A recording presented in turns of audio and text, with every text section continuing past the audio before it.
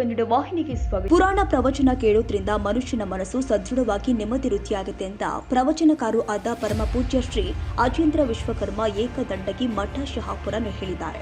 ನವರಾತ್ರಿ ಪ್ರಯುಕ್ತವಾಗಿ ವಡಗೇರ ಪಟ್ಟಣದ ಅಂಬಾ ಮಹೇಶ್ವರಿ ದೇವಸ್ಥಾನ ಸಮಿತಿ ವತಿಯಿಂದ ಹಮ್ಮಿಕೊಂಡ 4ನೇ ವರ್ಷದ ದೇವಿ ಪುರಾಣ ಕಾರ್ಯಕ್ರಮಕ್ಕೆ ಚಾಲನೆ ಕೊಟ್ಟು ಮಾತನಾಡಿದರು. ಇಂದಿನ ದಿನದಲ್ಲಿ ಮನುಷ್ಯನು ಅವಸರ ಮತ್ತು ಒತ್ತಡದ ಜೀವನದಿಂದ ಅನೇಕ ರೋಗ ರುಜಿನಗಳಿಗೆ ಬಲಿಯಾಗ್ತಾ ಇದ್ದಾನೆ. ಆದ್ದರಿಂದ ಪ್ರತಿಯೊಬ್ಬರು ಕೂಡ ಅವಸರದ ಜೀವನಕ್ಕೆ ಕಡಿವಾಣ ಹಾಕಬೇಕು. ಮಠ ಮಂದಿರದಲ್ಲಿ ಜರುಗುವ ಕಾರ್ಯಕ್ರಮಗಳಲ್ಲಿ ಭಾಗವಹಿಸಿದಾಗ ಮಾತ್ರ ಮಾನಸಿಕವಾಗಿ ಸದೃಢರಾಗಲು ಸಾಧ್ಯ.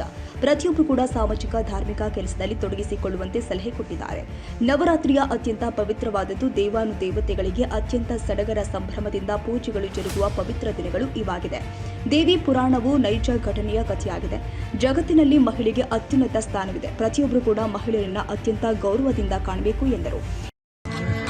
ಇಲ್ಲೇ ಕನ್ಯಾಕೋಳೂರು ಅಂತ ದೂರದ ಕೇಳಿ ಹೆಸರು ಕನ್ಯಾಕೋಳೂರು 10 ವರ್ಷದ ಬಾಲಕಿ ಇದ್ಲಕ್ಕೆ 10 ವರ್ಷದ ಹುಡುಗಿ ಶಿವನನ್ನ ಪ್ರತ್ಯಕ್ಷ ಮಾಡಿಕೊಂಡು ಹಾಲು ಕುಡಿಸಾಳಕ್ಕೆ ಭಗವಂತನ ದೂರಿಲ್ಲ. ಇಲ್ಲೊಂದು 25-30 ಕಿಲೋಮೀಟರ್ ದೂರದಾಗ 50 ಕಿಲೋಮೀಟರ್ ದೂರದಾಗ ಕನ್ಯಾಕೋಳೂರು ಅಂತಕ್ಕಂಥ ಊರಿನಲ್ಲಿ ಆ ಹುಡುಗಿ ಮಣ್ಣಿನ ಮುಚ್ಚಳದೊಳಗ ಹಾಲು ತಗೊಂಡು ಹೋಗ್ತಾಳೆ. ದೇವರಿಗೆ ತಗೊಂಡು ಹೋಗ್ತಾಳೆ. ಆಗ ಹೇ ಭಗವಂತ ಕುಡಿ ಹಾಲು ಅಂತ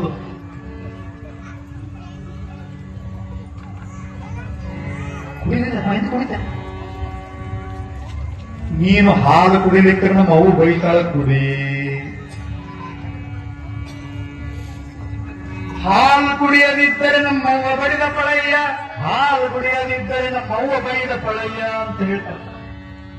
ಆ ದೇವರ ಹಾಲು ಕುಡಿಲಿಲ್ಲ. ಕಡೆಗೆ ಆ ಕೋಳೂರು ಕೊಡಗು ಅಂತಕ್ಕಂಥ ಹುಡುಗಿ 10 ವರ್ಷದ ಹುಡುಗಿ ನೀನು ಹಾಲು ಕುಡಿ. ಈ ಸಂದರ್ಭದಲ್ಲಿ ವಿಶ್ವಕರ್ಮ ಏಕದಂಡಗಿ ಮಠದ ಕಿರಿಯ ಶ್ರೀಗಳು ಆದ ವಿರೂಪಾಕ್ಷಯ್ಯ ಮಹಾಸ್ವಾಮಿಗಳು, ಸಂಗೀತ ಸೇವೆ ಚಿನ್ನವ್ ಸಾಹು ಶಹಾಪುರ್, ತಬಲಾ ಸಾತ ಬಸವರಾಜ್ ವಿಶ್ವಕರ್ಮ ಐಕೂರ ನೀಡಿದ್ರು ಮತ್ತು ಪಟ್ಟಣದ ಮುಖಂಡರು ಹಾಗೂ ಶ್ರೀ ಅಂಬಾ ಮಹೇಶ್ವರಿ ದೇವಸ್ಥಾನದ ಭಕ್ತಾದಿಗಳು, ಮಹಿಳೆಯರು ಇನ್ನಿತರರು ಉಪಸ್ಥಿತರಿದ್ದರು. ಈ ಕಾರ್ಯಕ್ರಮವನ್ನು ಶಿಕ್ಷಕ ಸಾಹಿಬ್ ರೆಡ್ಡಿ ಇಟಕಿ ನಿರೂಪಿಸಿದ್ರು. ಹೊನ್ನಪ್ಪ ವಿಶ್ವಕರ್ಮ ವಂದಿಸಿದ್ರು. ತಾಜಾ ಸುದ್ದಿಗಾಗಿ ಎಂಟಿವಿ ನ್ಯೂಸ್ 24x7ಗೆ ಸಬ್ಸ್ಕ್ರೈಬ್ ಮಾಡಿ ಮತ್ತು ಬೆಲ್ ಐಕಾನ್ ಅನ್ನು ಒತ್ತಿ. ತಪ್ಪದೇ ಲಿಂಕ್ ಶೇರ್ ಮಾಡಿ.